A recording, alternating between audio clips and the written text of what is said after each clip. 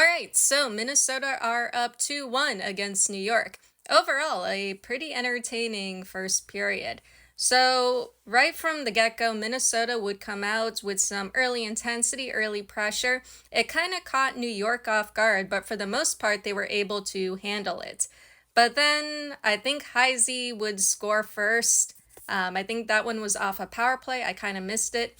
But Heisey would score first, but then probably like a minute or two later, Kendall Cohn Schofield, she would score like right after. So that kind of caught New York off guard.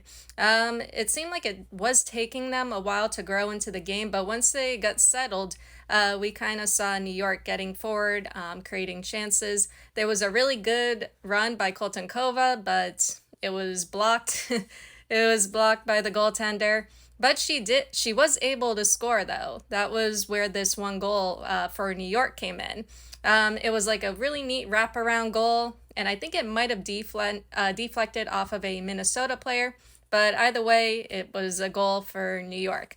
So New York, they're not completely out of it just yet. They're still obviously there's still plenty of time for New York to come back.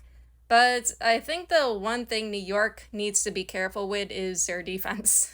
And I'm usually okay with New York's defense. I usually think New York does a good job defensively, but they have to. But from Minnesota in this first period, we're seeing really quick transitions.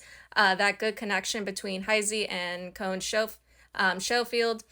So we're seeing connection there in Minnesota's attack, especially in transition, and that's something New York has to watch out for.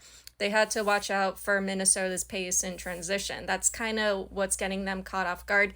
That's kind of making the defense panic a little bit.